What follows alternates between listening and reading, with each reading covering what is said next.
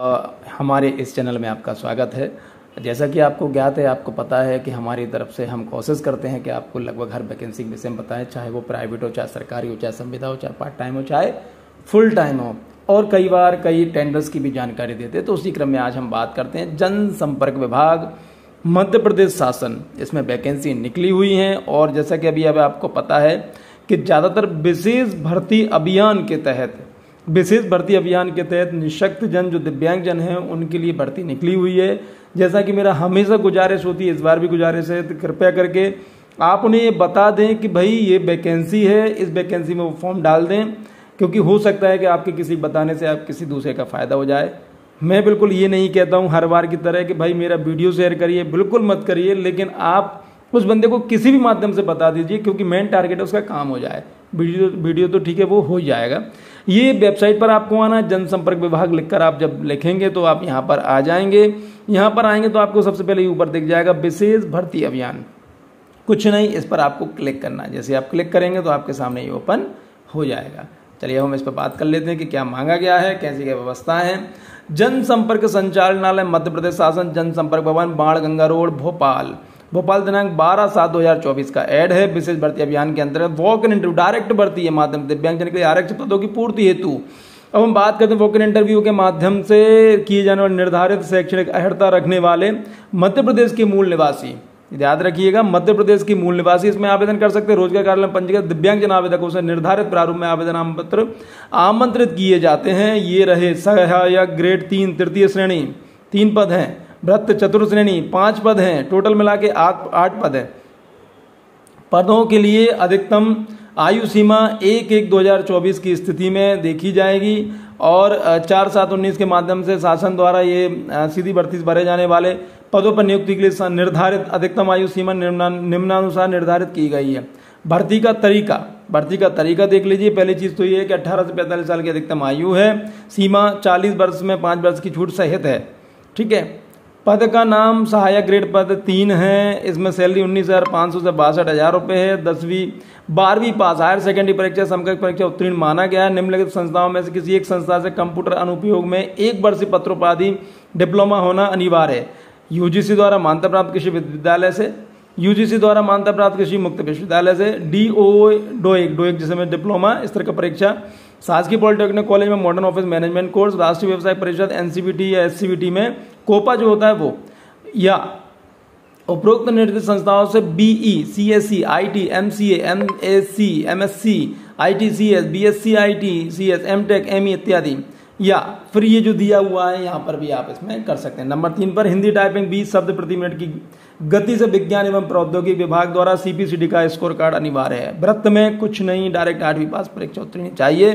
15,500 से 49,000 रुपये इसमें सैलरी रहेगी। और इसमें जो व्यवस्थाएं हैं वो उसी प्रकार हैं कि भाई 70% आपको पहले साल मिलेगा, 80% आपको दूसरी साल, 90% तीसरी साल आपको मिलेगा। स्टाइपेंड के रूप में आपको निर्धारित दे होगा।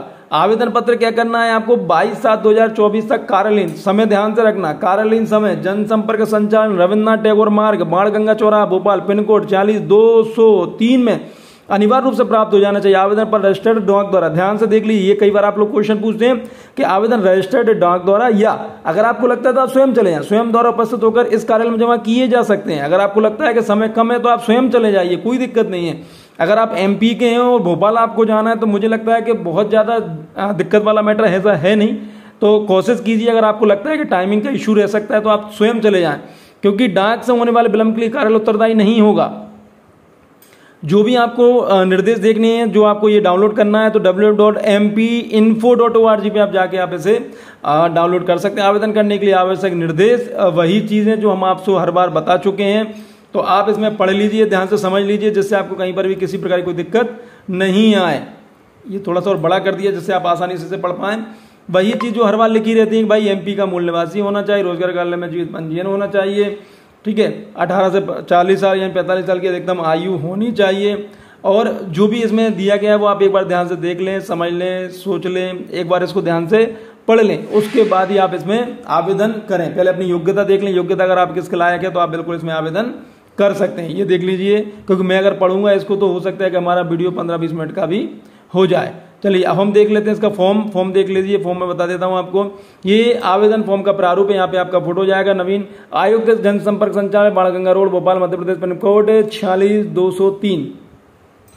किस पद पर आवेदन कर रहे हैं उसका नाम लिख दीजिए, आपका पूरा नाम, आपके पिता या पति का पूरा नाम, महिला या पुरुष, जन्मतिथि 12वीं के अनुसार ये लिख दीजिए, 10वीं के अनुसार। यदि आप आवेदित विवाहित है तो विवाह के प्रमाण पत्र के अनुसार दिनांक, जीवित बच्चों का विवरण, वर्तमान का डाक पता, स्थायी पता, मोबाइल नंबर, 1/1/2024 के हिसाब से आपकी आयु, मूल निवासी यदि हैं तो भैया इसमें मूल निवासी के प्रमाण पत्र आप इसमें संलग्न कर दीजिए। जन्म स्थान लिख दीजिए, ग्राम, शहर, जिला, राज्य का नाम पूरा डिटेल लिख दीजिए। और क्या आवेदक मध्य प्रदेश शासन मध्य प्रदेश घोषित, अगर आप SC ST OBC में अगर आप आते हैं तो यदि यहाँ हैं तो आप यहाँ पर उसका प्रमाण पत्र लगा दीजिए। मेडिकल बोर्ड द्वारा जारी दिव्यांग प्रमाण पत्र की 100 प्रमाणित छायाप्रति संलग्न कर दीजिए अगर हैं आप तो। यहाँ पे इन्होंने बोला नहीं, बाकी यहाँ ये बोलते हैं कि अगर आप दिव्यांग हैं तो यहाँ पे पहले हाँ और हाँ है तो संलग्न करें। दिव्यांगता का प्रकार कितना प्रतिशत, विज्ञापन में उल्लेखित अनुसार दिव्यांगता की श्रेणी, रोजगार कार्यालय, जीवित पंजीयन क्रमांक एवं रोजगार कार्यालय का नाम, अतिरिक्त विशेष योग्यता अगर है तो यहाँ लिख दीजिए। शासकीय अर्धशासकीय संस्था कार्यालय में कार्यरत आवेदन करता शासकीय अर्धशासकीय सेवा अवधि को पूर्ण विवरण प्रमाण पत्र सहित संलग्न कर दिया। आवेदक शासकीय अर्धशासकीय संस्था निगम मंडल में कार्यरत है तो उसका नाम पता लिख दीजिए। वर्तमान में धारित पद का नाम, वर्तमान पद का वेतनमान जिस पर कार्यरत है, 6वां एवं 7वां लागू जो भी है वो आप लिख दीजिए। परीक्षा का नाम यहाँ पर लिख दीजिए। आपको पूरी डिटेल यहाँ पर आपको देनी है, चूंकि अगर आप कोई भी कोर्स करें 12वीं ज्यादा आपको देनी नहीं है, यहाँ पे आप कर सकते हैं। परीक्षा का नाम, उत्तीर्ण होने का वर्ष, बोर्ड या विश्वविद्यालय का नाम, विषय, पूर्णांक, प्राप्तांक, प्रतिशत, आवेदक का हस्ताक्षर एवं पूरा नाम लिख दीजिए और साइन कर दीजिए। यहाँ से नीचे आपका घोषणा पत्र आ जाएगा। मैं, आपका नाम, पिता, पुत्र या पुत्री, आपके पिताजी का नाम, आपकी उम्र, कितने वर्ष के हो गए, निवासी आप जहाँ भी हैं जिले लिख दें। मध्य प्रदेश द्वारा घोषणा करता है करती हूँ, मेरे द्वारा दी गई उपरोक्त समस्त जानकारी मेरे ज्ञान व विश्वास के अनुसार सत्य है, मैंने उसमें किसी छुपाया नहीं है। मुझे संज्ञान है कि मेरे द्वारा सत्य या भ्रामक जानकारी देने पर मेरे विरुद्ध आपराधिक दंडात्मक कार्रवाई की जा सकती है। आवेदन पत्र पर मेरा चयन एवं चयन पश्चात निरस्त की जा सकती है। कुल मिला के यहाँ पर आप ये कहना चाह रहे हैं कि भाई जो भी जानकारी आपके द्वारा दी गई है वो पूर्णतः सत्य, इसमें किसी प्रकार कोई गलत नहीं है। अगर गलत है तो पूरी जिम्मेदारी मेरी है, यानी आपकी है। और अगर ऐसा आपको बात पता लगता है तो आपको वहां से हटाया भी जा सकता है। तो इसलिए मैं आपसे विनम्र निवेदन करूंगा कि कभी भी किसी भी जगह गलत जानकारी बिल्कुल मत दीजिए।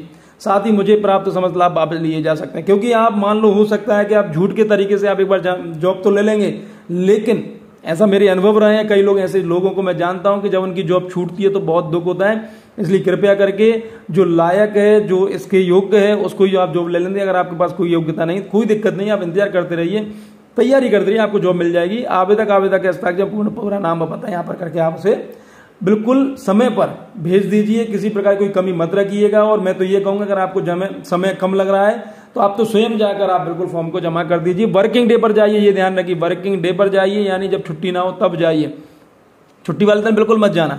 चलिए बहुत बहुत धन्यवाद, थैंक यू।